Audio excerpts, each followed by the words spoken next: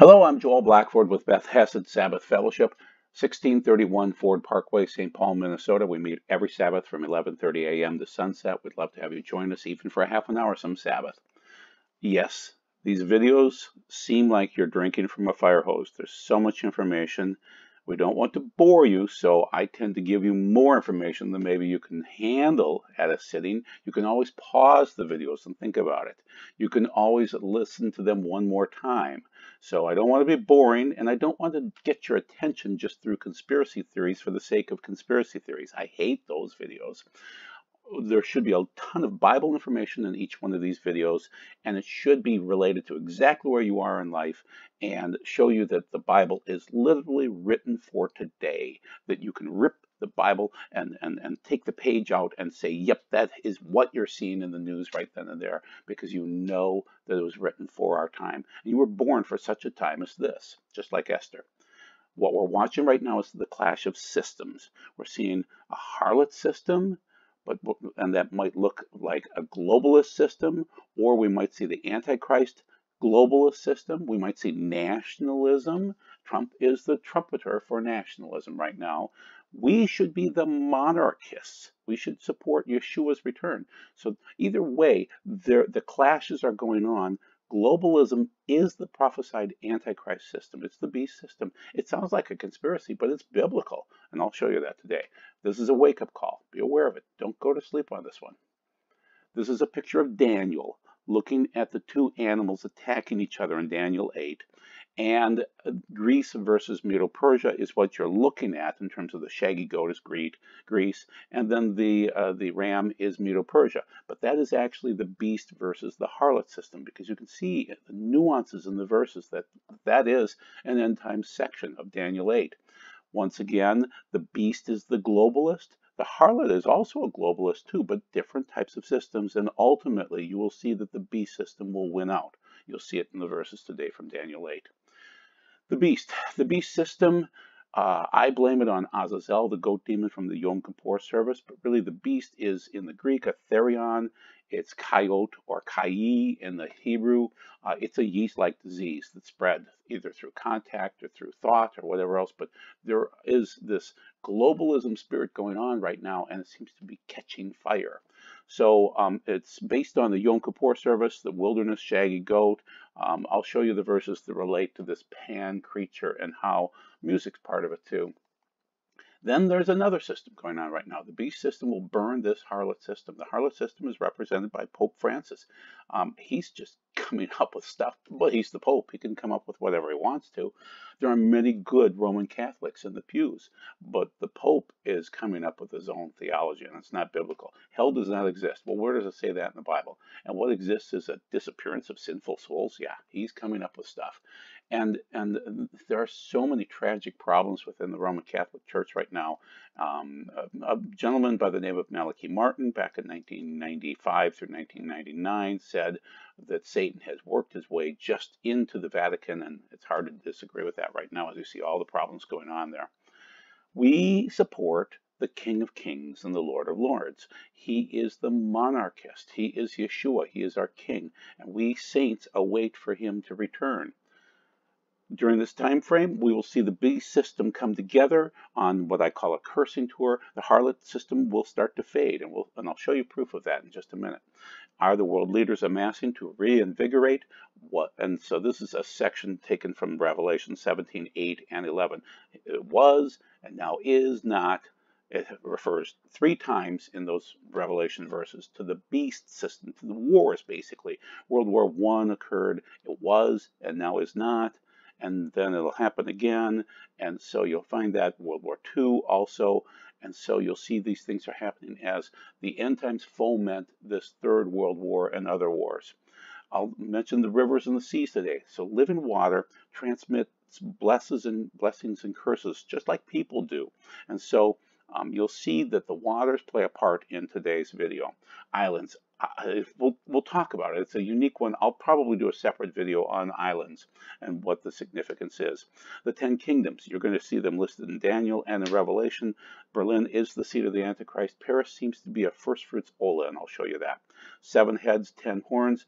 This is about Daniel and Revelation. They say the same things. One great boastful horn, a small horn.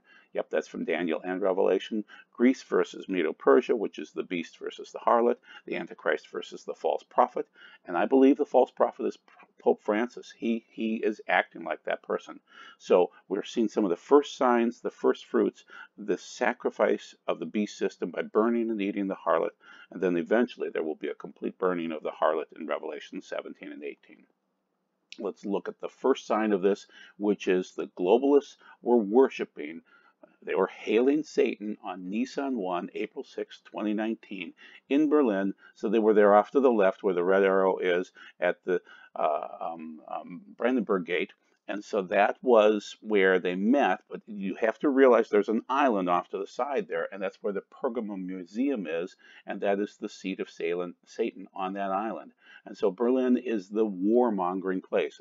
It happened in 1914 with World War I. It happened in 1938 with World War II. It will happen again when that museum opens after 2019 here.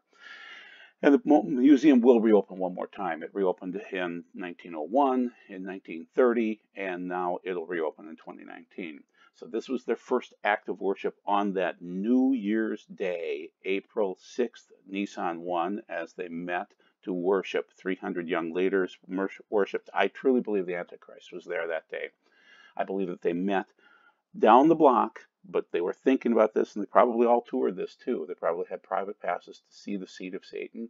This is from Revelation 2:13. This is the Pergamum Museum. And for those of you that argue with me, this was taken apart in Turkey in the 1870s and reassembled in Berlin. This is that seat of Satan, where people would be sacrificed inside of a bull and cooked alive as a sacrifice to Satan, and the bull would come alive through the shrieks and cries of the people being burned alive inside the bull. So that is what occurred at this place. That's how Antipas died, and that is what the Satanists want. They want blood, and I'll show you that today. Fire and blood.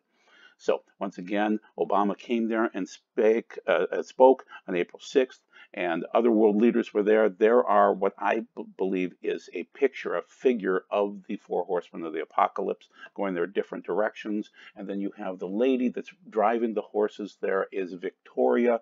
She is also called Nike, and she is the goddess of victory as she foments war and rewards the winners with wreaths, laurel wreaths.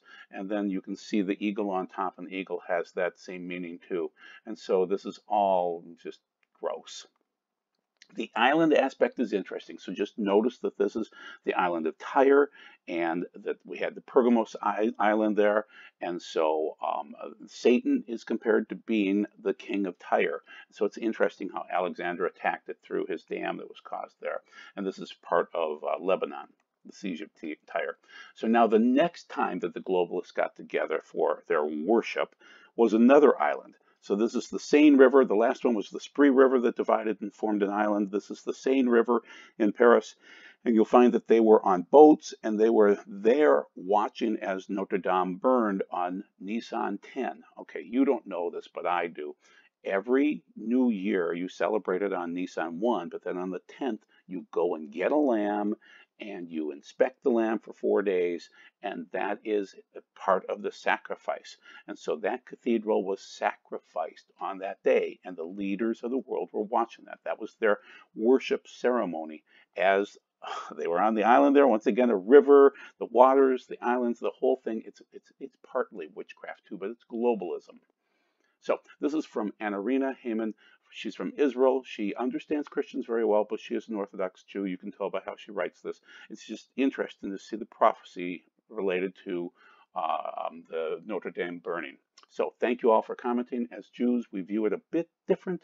777 years ago, in 1242, the Church of France burnt some of the most sacred Jewish writings. The site where it happened was actually across from Notre Dame. It was not only the 777, of which Gematria tells us that the Jewish Messiah will soon be revealed, but also that Notre Dame burned down on the 10th of Nisan. Yes, it was in the evening. In Judaism, this day starts on the onset of evening, exactly when the church started to burn. The day Nisan 10 when one, God started to do miracles in preparation for the exodus of Egypt, but also two, the day when the Israelites had to bind the lamb for the Pesach offering to their bedposts and then inspect them for 4 days, brought tremendous fear to the Egyptian camp as the lamb was considered a god to them. The biggest message, I think, here has to do with what is represented by the statues on the walls of the Notre Dame Church close to the entrance of the church. That is ecclesia, the statue of a woman standing upright, representing the Christian theological concept known as supersessionism, whereby the church is triumphant over the other statue called synagoga, a woman with head bowed, broken staff, and tablets of the law slipping from her hand, and a fallen crown at her feet, and a snake wrapped around her eyes, representing the Jews. The Jews have been vilified and ridiculed for the millennia. The fact that it happened on the 10th of Nisan, exactly 770 years after our sacred writings were burned, means that this is, one, a clear sign that God avenged the despicable act of those who desecrated our writings, and what it stands for, and two, a sign that we have entered a new stage of redemption, Israel after 70, where we will see God doing mighty acts again on behalf of his people, the Jewish people. At the same time, I wish to point out that we appreciate all of our Christian friends who have started to raise awareness against supersessionism and replacement theology. We are rejoicing with the Jewish people in the miracles and wonders that God is doing on a daily basis for us here in the land of Israel, and who are politically, spiritually, and morally defending the people of Israel on a daily basis. Know that this is deeply appreciated. Once again, that's their name, Anarina Haman. Okay, so this is Nisan 10. This is worship again. Here's the conspiracy part of it. The fire started up near the rooftop, while another fire, yeah, there were two of them, started in the North Bell Tower. Picard told the NBC News, and this is their source. All damage seems to be up high and did not go into the lower part of the church or touch the organ or the stained glass windows. I've listened to the video from the Frenchman that was responsible for keeping this building from burning. He had done this for 13 years, and it is ridiculous to assume that this happened by accident. This was a planned effect. They had all the people there of the Illuminati watching the event occurring, and this was planned. This was planned to occur on Nisan 10. This was a ritual burning. This was worship. The fire interrupted their globalist book burning tour. Where was Barack? I don't know, but Michelle Obama was there. You can see in her glass in the next slide that this is where they showed her that it was burning, but they were out sipping champagne. They were having their dinner. They had their dinner regardless. They just moved the boat a little bit further away. So here's the reflection there with the arrow where you can see the cathedral burning, and no one cares about it. Now, she's not the only person that didn't care about this. Macron didn't care about this. No one cared about Notre Dame, because this is burning the Harlot, and this had to occur, and the Illuminati, the wealthy people of the world, had to be there watching it burn. This was, as Nero fiddled, what did world leaders do? They watched. Another globalist, watching the world burn. These globalists want this to occur, and you will see more burning this year than ever before, and it will be not just like California was burning last year in 2018. You will see buildings, selective buildings burned. Notre Dame was the first one. I think of these top 10 churches across the world and cathedrals, you will see some of these burned this year. This is the Hagia Sophia down in Turkey. You will see some of these buildings burned this year. I don't know which ones, but they will come as first fruits, and you'll see more burnings occurring. This is all part of an awakening. It has nothing to do with race, because God doesn't deal with race. He deals with cultures and differences between the ethnics, the different cultures of the world. So, ethnos in the Greek. So the main thing is you're finding people under a delusion right now, a strange delusion, and they become super soldiers. This attack the other day here out in San Diego at the synagogue, this man attacked a mosque about a month ago, and now he's attacking a synagogue. He burned the mosque, and then he came back and shot at the synagogue. And so he's obviously under a trance, and this is that Black Awakening, as Russ Dizdar says. So we're getting back into the systems again now. So we've got globalism versus nationalism, and none of them produce shalom, which is what we want. So globalism is really about mass immigration, free trade, global superstate, believes all races and cultures should blend into a mono race. They don't all get along. There are cultural differences, and there always will be. There is no difference between black and white or the color of your skin, but there are huge differences between cultures, and there are huge differences between religions. And we should respect those differences and not force people to come together into one homogenized religious cultural system. It doesn't work that way. There will always be cultural differences, not skin color differences. And we should all be part of one family with Yeshua in the Spirit. So in nationalism, that breeds war. It just does. We've always seen it over the years. So whatever Donald Trump supports, it will cause war at some point in time, this hyper-nationalism. It opposes mass immigration and free trade as sovereign ethno-states for all people, believes in maintaining uniqueness of individual races and cultures. You'll find that Donald Trump is just using this to make money, which is usually the case. It was war and money. But others, like David Duke, would use this to persecute people. So the KKK would be nationalists. God uses nationalists and wars to move the storyline forward. He used it with Egypt. They were trying to make money. Assyria, trying to make money. Babylon, trying to make money. Power money. Medo-Persia, Greece, Roman Empire, Second Roman Empire. All of these things, they were all Gentiles, and they were used either to take the Jews to Babylon or then move Babylon out and take over with Medo-Persia and protect them at that point in time, then Greece to cause repentance. So basically, these cultures are used to move the storyline forward or to punish the Jews if they are unrepentant. So I remember Gordon Gekko saying greed, for lack of a better word, is good. God knows that these people are greedy and they're powerful, power hungry. So he knows how nationalists work. And they're all Gentiles. Keep that in mind. All Gentile civilizations. The Antichrist beast system will gore and destroy and burn the false prophet's harlot system in the final showdown. So once again, this is that same picture from Daniel 8, and you see the globalist beast attacking the globalist pope, and he will defeat him. We'll see the verses. So now first we'll look at some of the verses from Revelation so you can get a context of this. So the great whore is burned as an offering. So this is from Revelation 17. I will tell you the hidden meaning of the woman and the beast and the 7 heads and the 10 horns that is carrying her. And the beast you saw, which once was and now is not, that's world wars again, will come up again from the abyss, the Tehom. This is underneath the earth. So God is always very specific about where things come from, but it is on its way to destruction. That's Revelation 17. Then he said to me, the waters which you saw where the whore is sitting, the peoples and the crowds and the nations and languages, as for the 10 horns that you saw and the beast, they will hate the whore, the papal system, and bring her to ruin and leave her naked, eat her flesh, and consume her with fire. So you should start to see that. That's like an Ola offering, Holocaust, wholly burned up. And you should start to see the beast system win out against the harlot system. So Revelation 18 describes it this way. Therefore, her plagues will come in a single day, death, sorrow, and famine, and she will be burned with fire, because Adonai God, her judge, is mighty. The kings of the earth who went whoring with her and shared her luxury will sob and wail over her when they see the smoke as she burns, standing at a distance for fear of her torment. They will say, oh no, the great city Babel, the mighty city. In a single hour, it's Hora. If you're Spanish or if you're from Greece, you would think Hora means a single hour, but if you go back 2,000 years ago, it really means at that time and that time, or Moedim. It would be a specific, it's like an appointment with God. And your judgment has come. Hallelujah, the victory, the glory, the power of our God, for his judgments are true and just. He has judged the great whore who corrupted the earth with her whoring. He has taken vengeance on her who has the blood of her servants on her hands. And the second time they said, Hallelujah, her smoke goes up forever and ever. So that's Revelation 18 and 19, talking about the judgment of the whore system, the harlot, which is the papal system. And it'll be amalgamated as it moves forward here, as they pull in more people, divergent people. But we are against that. We are against nationalists. We're against globalists. We are part of the monarchy of Yeshua and how he returns.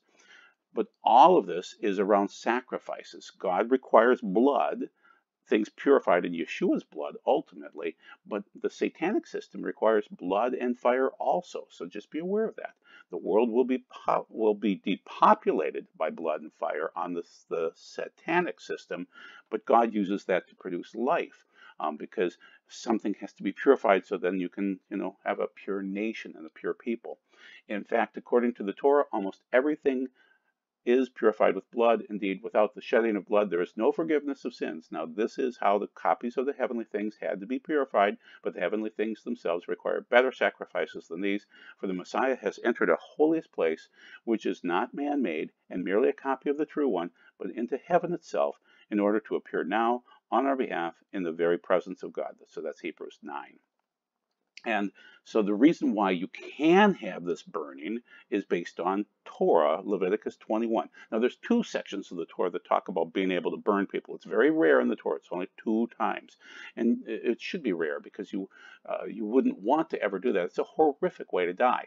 But one, if a man marries a mother and a daughter, all 3 are burned by fire. But that doesn't seem to apply here, and I think you'll see the verses why. A Cohen is not to marry a woman who is a prostitute, a zona in the Hebrew, who has been profaned or who has been divorced because he is holy for his God. Rather, you are to set him apart as holy because he offers the bread of your God. He is to be holy for you because I, Adonai, who makes you holy, am holy. The daughter of a Cohen who profanes herself by prostitution, Zona again, profanes her father. She is to be put to death by fire. That's an Ola offering. And my argument is that the Rome Zona daughter is of priestly Judaism. So Judaism is the Cohen of the family, and his daughter is Rome. She is a religion that came out of Judaism and is like a daughter, and she has profaned it as she's moved forward by amalgamating into different religious systems. And there's so many different pagan customs across the world that's been brought into the Roman system, and he has to purify it in the end time. So it will be burned, and it's biblical. And the guy that's going to burn it out is the beast, the Antichrist, the little horn of this beast system. The RCC is the harlot, and so he's going to attack them. So the verses that match, this is deep theology, so stick with me. Remember, this is the fire hose session. So the goy are gored by prophecy, and we'll show you that in Deuteronomy 33. So about Joseph in this blessing, Moses is saying, may the Lord bless his land with the precious dew from heaven above and with the deep waters that lie below. That's the Tehom again. Remember seeing that? That's like the abuso, the Tehom that's way underneath the earth, with the best the sun brings forth, and the finest the moon can yield, with the choicest gift of the ancient mountains, and the fruitfulness of the everlasting hills, with the best gifts of the earth and its fullness. That's Melo. That's like saying Melo HaGoyim, because Joseph's sons are the Gentiles. And that's like saying, Paul uses that in Romans 11, Melo HaGoyim, and the cross-handed blessing of Ephraim and Manasseh is Melo HaGoyim. So when you reach the fullness of the Gentiles, Jesus is returning. Melo HaGoyim, and the favor of him who dwelt in the burning bush. Let all these rest on the head of Joseph, on the brow of the prince among his brothers. In majesty he is like a firstborn bull. His horns are like the horns of a wild ox. So it's Karen is horns. Reim, we don't know what a Reim is, but it's like a wild ox. Karen again. And with them he will gore the nations, even those at the ends of the earth. Such are the 10,000s of Ephraim, and such are the thousands of Manasseh. Once again, that's Deuteronomy 33. So we see that the Gentiles will gore, and it will be used by this single horn. So the Antichrist basically comes from the Gentiles at some point in time, or out of that family, maybe the Joseph kids, Ephraim and Manasseh. So Joseph's glorious roots contained dangerous elements from which would sprout the evil kings of the northern kingdom, the 10 tribes, the 7 heads, 10 horns. You see that from Revelation 11:7, 13:1, 17:7. 10 tribes resemble 10 horns who caused the destruction of the land of Israel. Okay, so that's from the Stone Chumash commentary, page 1117, and here's from Revelation 11:7. When they finished their witnessing martyrdom, the beast, the Therion, remember I've talked about that before, that's the yeast-like creature, the Antichrist, coming up out of the abyss, there's the Tehom again there, the abuso in the Greek, will fight against them, overcome them, and kill them. So we know where he comes from and what he's doing. He's killing, and he is a beast. And then also we see, and then he leads that 10 tribes after that, the 10 horns and the 7 heads. And I saw a beast come up out of the sea with 10 horns and 7 heads, and horns were 10 royal crowns, and on its heads blasphemous names, and it was allowed to make war on God's holy people and to defeat them, and was given authority over every tribe, people, language, and nation. That's from Revelation 13, and that's verses 1 and 7. And so it shows the 10 again, which resembles the 10 northern kingdoms, which resembles the goring aspect of making war on the people and goring them across the world. So that's a picture, kind of how it works. He's killing the monarchists, us, the ones that are not part of the globalist system or the nationalist system. We're just part of Yeshua, and he's going to come and attack us and eat us and kill us. So, jumping back in now to Daniel and showing you the verses that kicked off all of this prophecy, you need to see that 10 minus 3 equals 7, but then there is the one other horn. So this is Daniel 7. Then I wanted to know what the fourth beast meant, and the one that was different from all the others, so very terrifying, with iron teeth and bronze nails. This is Rome, which devoured, crushed, and stamped its feet on what was left, and what the 10 horns on its head meant. And the other horn, this little horn, which sprang up before which 3 fell, the horn that had eyes and a mouth speaking arrogantly and seemed greater than the others. I watched, and that horn made war with the holy ones, and was winning until the Ancient One came. Judgment was given in favor of the holy ones of the Most High, and the time came for the holy ones to take over the kingdom, actually. So he's going to make war with the holy ones, just like you saw in Revelation. So these holy people like us that are monarchists, we will be losing for a period of time until Yeshua returns. Daniel 8 handles it this way. The fight between the two systems. The male goat, again, is the beast system, beating up on the ram system, which is the papal system. Then became extremely strong, but when it was strong, the big horn was broken, and in its place arose what appeared to be 4 horns. Now, this is different in this case because that's the Greek system. In the directions of the 4 winds of heaven, out of them came a little horn, but we know what that is, and which grew extremely big in the directions of the south and east, and in the direction of the glory.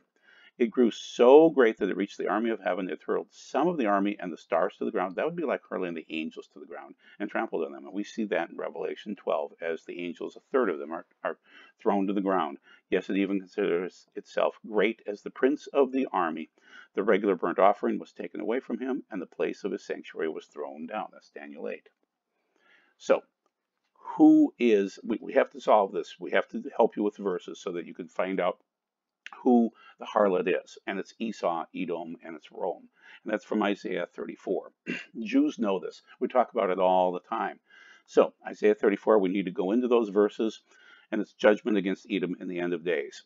And it's very coded. You have to know your Hebrew to get through it. So come near, ye nations, goyim, to hear and attend, ye peoples, let the earth hear, and the fullness mellow. So there's your mellow ha-goyim, which is the fullness of the Gentiles, thereof the world, and all things that come forth of it. For the Lord has indignation against all the nations, and the fury against their host. He hath utterly destroyed them. He hath delivered them to the slaughter. Their slain also shall be cast out, and the stench of their carcasses shall come up, and the mountains shall be melted with their blood, and all the host of heaven shall moulder away, and the heavens shall be rolled together as a scroll, and all their hosts shall fall down. You see that again? Okay, so the angels falling down again. That's like Revelation 12. As the leaf falleth off from the vine, and as a falling fig. Fig is an end times phrase from the fig tree, Isaiah 34 again. For my sword hath drunk its fill in heaven. Behold, it shall come down upon Edom, which is like saying Esau, which is like saying Rome, and upon the people of my band to judgment. The sword of the Lord is filled with blood. It is made fat with fatness, with the blood of lambs and goats, with the fat of kidneys of rams. For the Lord hath sacrificed the Bozrah, which is part of Edom, and a great slaughter in the land of Edom. And the wild ox, the Re'im, shall come down with them, and the bullocks with the bulls, and their land shall be drunken with blood, and their dust made fat with fatness, for the Lord hath a day of vengeance. That's the end times, a year of recompense for the controversy of Zion. All the problems that Edom has caused against Zion will come back on their heads. Once again, that wild oxen, that Re'im, is probably more like a unicorn. It's an animal with a single horn in most cases. So, Isaiah, this is commentary from my Isaiah scroll, which is basically the Milstein edition on chapter 34. Isaiah addresses the nations of the world concerning their future destruction in the pre-Messianic era. His principal subject is Edom, which represents the Roman Empire, and its successors as a principal. These are the principal protagonists of the final exile. God is saying he has issued heavenly edicts against Edom.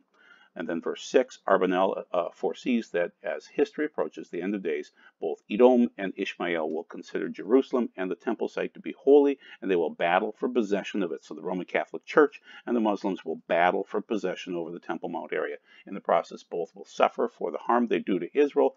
Both Isaiah and Ezekiel prophesied about the destruction of Israel's enemies. Isaiah saw more about the fate of Edom, and Ezekiel more about the fate of Assyria. But this is again from the Isaiah scroll from the Millstone edition, and so it's a very interesting commentary on these things. And then verse 7, the commentary, the exact identity of the Re'im is unknown. It is a large, powerful animal with long horns. It has been translated into unicorn, rhinoceros, buffalo, antelope, and others. The animals like those of the previous verse are metaphors for kings and officers of the nations from the Targum.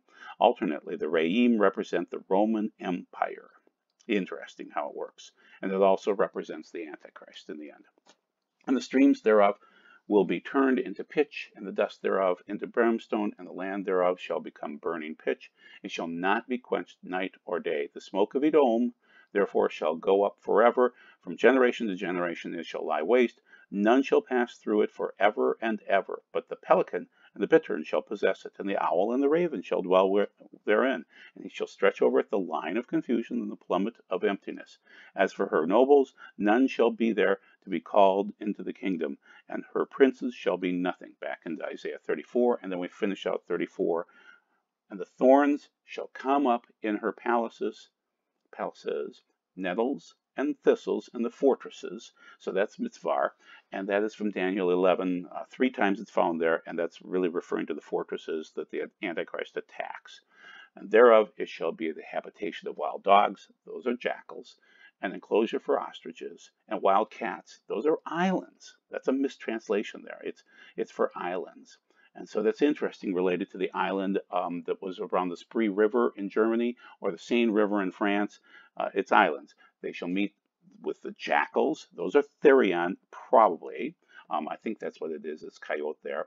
And the satyr, which is the shaggy goat demon, shall cry to his fellow, yea, the night monster, Lilith, of all things. Lilith is in the Bible there. That's the night monster. Lila Tov would be, good night, and Lilith would be the night monster. Shall repose there and find her. It doesn't say Lilith, but that's who the her is. A place of rest, Menachem, which would be like Noach, comfort. So we're coming into this monarchist, we are monarchists coming into this new world order, this one world globalism, the Antichrist, the plan of the Earth's last days. That's what we're coming into, people. Once again, it is, according to Russ Dizdar, the Black Awakening, where he believes there will be super soldiers that will just be like, their minds will be turned on and they'll do their horrible deed, start a fire, kill people. You'll just see people flip out. And so you want to be part of the monarchy. You want to be part of Yeshua and in his spirit. You don't want to be a part of this awakening that's going to be occurring. And so if you ritually abuse people enough, they will do whatever you ask them to do. And so he's saying this is what's coming. So we'll finish things out here with Daniel 7 so that you get a good background meaning on this. And that is Daniel 7, 2 different verses from that, concerning the 10 horns that were on his head, and the other horn which came up, and before which 3 fell, even that horn, the Kirin, that strength, that has eyes, and a mouth that spoke great things, whose appearance was greater than that of its fellows. I beheld, and the same horn made war with the saints. And I'm saying those are the monarchists like us, and prevailed against them. So we should expect to be attacked in the end times. And as for the 10 horns, out of this kingdom shall 10 kings arise, and another arise after them, and they shall be diverse from the former, and he shall put down 3 kings. So we see the 10 minus 3, and he shall speak words against the Most High, and he shall wear out the saints. That's us, the monarchists of the Most High, and he shall think to challenge the seasons and the law, the Torah, and they shall be given into his hand until a time and a times and a half a time, 3.5 years. So that's Daniel 7, relating to the fact that as we are not following the globalist system and not following the papal system, that we will be the monarchists and we will be attacked. We will be waiting for Yeshua. So these are verses now to finish things out about how the holy people will be attacked throughout Revelation. So it starts out with, and to the angel of the church of Philadelphia write these things, saith he that is holy, hagios, he is true, And he that the key of David, that he openeth, and no man shutteth, and no man openeth. And the four beasts had each of them 6 wings about him, and they were full of eyes within, and they rest not day or night, saying, Holy, holy, holy, Hagios, Hagios, Hagios, or in the case that I would say, Kadosh, Kadosh, Kadosh in the Hebrew, Lord God Almighty, which is and was and is to come. And that's from Revelation 4:8. Then 5:8 is when he had taken the book, the 4 beasts and the 24 elders fell down before the Lamb, having every one of them harps and golden vials full of odors, which are the prayers of the saints. Saints again, so we see that it's consistently saints or saintly words. And then 6:10 talks about how they cried out with a loud voice, saying, How long, O Lord, holy and true, dost thou not judge and avenge our blood on them that dwell on the earth? So these are the martyrs saying that in Revelation 6:10. And then 8:3 is, I had another angel came and stood at the altar having a gold censer, and there was given unto him much incense, that he should offer it with the prayers of the saints upon the golden altar which was before the throne. So we see saints all the way through, and the smoke of the incense which came with the prayers of the saints ascended up before God out of the angel's hands. 11:8, when things are bad and the nations were angry, thy wrath is come, and the time of the dead, that they should be judged, that you shouldn't give reward unto thy servants, the prophets, and the saints, and them that fear thy name, small and great, and shouldest destroy them which destroy the earth. So that's during the time of the 2 witnesses. So you know that the saints are still there during that time frame. And it was given unto him the beast, the Therian, to make war with the saints. This is chapter 13. This is in the midst of the great tribulation, and overcome them. And power was given him over all kindreds and tongues and nations. 13:10, he that leadeth into captivity shall go into captivity. He that killeth with the sword must be killed with the sword. Here is patience and faith of the saints during the midst of the great tribulation. Again, Revelation 14, during the midst of the tribulation. Here's the patience of the saints. Here are they that keep the commandments of God and the faith of Jesus. 15:3, in the later aspect of the Great Tribulation, you're at the midpoint, basically. They're singing the Song of Moses and the Song of the Lamb, saying, Great and marvelous are thy works, Lord God Almighty, just and true are thy ways, thou King of saints. And then 16, you're in the final 3.5 years of the Great Tribulation there, and they have shed the blood of saints and prophets, and thou hast given them blood to drink, for they are worthy. And I saw a woman drunk with the blood of the saints, with the blood of the martyrs of Jesus. When I saw her, I wondered with great admiration. And that's Revelation 17:6. You can see saints all the way through Revelation. 18 has a couple of instances. Rejoice over here, thou heaven, and ye holy apostles and prophets, for God has avenged you on her, on the harlot.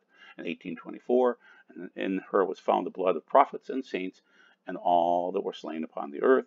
19:8, and to her was granted that she should be arrayed in fine linen, clean and white, for the fine linen is the righteousness of the saints, dikaioma, which would be a hook in the Old Testament, which would be righteous decrees that we don't even understand. 20, verse 6, blessed and holy is he that hath part in the first resurrection. On such the second death hath no power, but they shall be priests of God and of Christ, and shall reign with him 1,000 years. 20, verse 9, and they went up to the breadth of the earth and compassed the camp of the saints about the beloved city, and fire came down from God out of heaven and devoured them. So you can see saints all the way through. So we will be persecuted by the harlot system first, and then the beast system, all the way through Revelation. So then eventually Babylon falls, and then we finish out with Babylon falling from Jeremiah 50, so you can see a couple more verses that match up with the time frame that we're entering into. So the nationalists will fall just like Babylon falls. Therefore shall her young men fall in her broad places, and all of her men of war shall be brought into silence in that day. But Yom Hahu, which is a way of saying that's the end time days, saith the Lord, behold, I am against thee, O thou most arrogant, saith the Lord God of hosts, for thy day is come, the time that I will punish thee, and the most arrogant shall stumble and fall, and none shall raise him up. And I will kindle a fire in the cities, and it shall devour all that are round about him. Thus saith the Lord of hosts, the children of Israel and the children of Judah are oppressed together, and all that took them captives hold them fast. They refuse to let them go. That's Jeremiah 50, 30 through 33, and then it finishes out with, a drought is upon her waters, and they shall be dried up, for it is a land of graven images, and they are mad upon things of horror. Therefore the wild cats, there's our Therian right there, with the jackals, the islands, shall dwell there. And it is um, Iyim, and that's islands. And the ostriches shall dwell therein, and shall be no more inhabited forever, neither shall it be dwelt in from generation to generation, as when God overthrew Sodom and Gomorrah, and the neighbor, their cities thereof, saith the Lord. So shall no man abide there, neither shall any son of man dwell therein. Behold, a people cometh from the north, a great nation. Those 10 nations, basically, from the north, probably 10, and many kings, probably 10, shall be roused from the uttermost parts of the earth. That's Jeremiah 50. So we see those judgments coming. We see that we've already gone through 3 seals. We're heading into the 4th seal. At some point in time, we see that that is going to be the death of 1.8 billion people. Seal 5 is this hunting down of the holy saints, and that is where they are killed. And then Seal 6 will kick things off, and we'll get very, very close then to the first 7 trumpets, or the 7 trumpets. And so we're so close right now. So what will 2019 resemble in prophecy? Berlin's seat of Satan was the first satanic worship on Nisan 1, April 6th of 2019, to the leader of the beast, which is Satan. Notre Dame, Nisan 10 days later will be, this is that additional Ola fire offering that kicks off things across the globe this year in selected places. There will be patterns if we discern. Will we experience World War III during this year? I don't know, but it seems like it. There will be 2 awakenings, the Black Awakening and the End Times move of God's Spirit. Which side will you choose? Don't choose the New World Order. You were born for such a time as this, just like Esther. So we'll finish out with some happy verses so you'll know this. He that is unjust, let him be unjust still. And he that is filthy, let him be filthy still. And he that is righteous, let him be righteous still. And he that is holy, hagios, let him be holy still. I warn everyone hearing the words of the prophecy of this book that if anyone adds to them, God will add to him the plagues written in this book. And if anyone takes away anything from the words of the book of this prophecy, God will take away his share in the tree of life and the holy city as described in this book. The one who is testifying of these things says, yes, I am coming soon. Amen. Come, Lord Jesus, come, may the grace of the Lord Yeshua be with all. And that's Revelation 22, and that is the end. And thank you for taking the time to listen to this video, and please like it. Thank you. Bye-bye. Be blessed.